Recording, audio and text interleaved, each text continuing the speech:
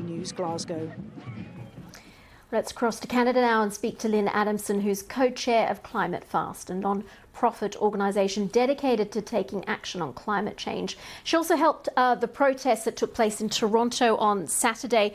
Lynn, thank you so much for your time. I just want to ask you, COP26, the climate summit, is going on at the moment.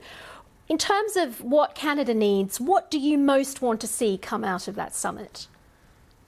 We would really like to see Canada join the Beyond Oil and Gas Alliance.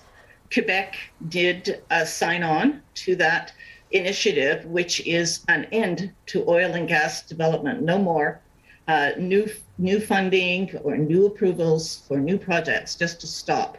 Because we have to stop, and then we have to transition to renewables as quickly as possible. So we really like to see that. Mm-hmm. I know that you're keen on a just transition bill in order to move away from fossil fuel jobs, but ensure that green jobs are well paying and in place. How does a country like Canada do that?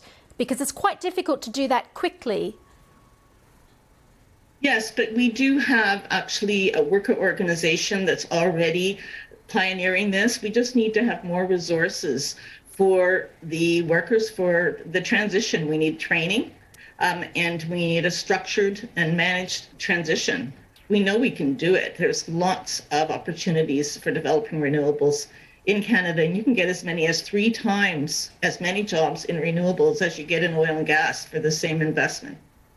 Some of what you're hearing coming out of COP26 from leaders is that essentially what's coming out of the summit is really the best we can hope for, that a lot of money has been pledged and countries are doing what they can to try and transition as quickly as possible. Do you think that positives are coming out of that summit?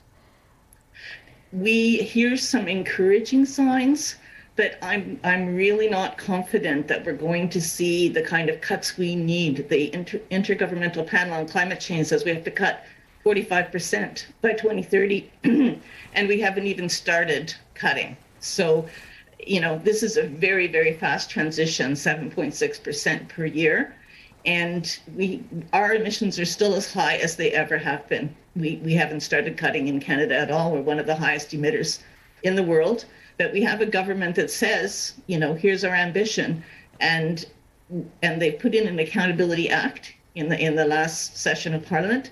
And now they're coming back and saying they're going to act and we're going to have a just transition bill. So you can believe that we'll be onto them to push for that to be a real just transition bill with real end to the oil and gas industry, like an active phase out. We need to get off gas in transportation. We need to get off gas in buildings. We need to fuel switch, electrification.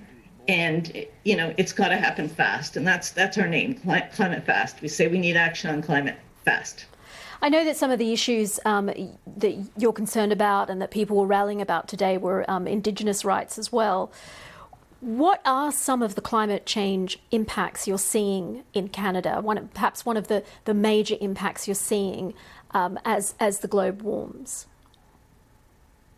Our temperatures are rising more than double the rate of those around the world, and more than 4 times in the Arctic. So you've got melting permafrost that's affecting northern communities.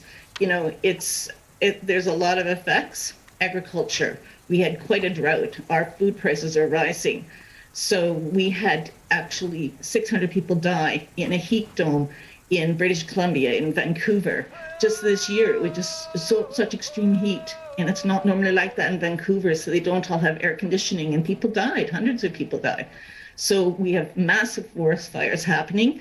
So instead of increasing our forest cover, which we could do to sequester carbon, we are seeing it go up in flames. And these are some of the impacts that we're seeing. And we're very concerned. For example, in Toronto, we didn't have that heat dome this year, but we could at any time, and people would be affected in the same way. So we really have to act fast, and I hope this wakes people up. All right, Lynn Adamson, co-chair of ClimateFast, thank you so much for your time.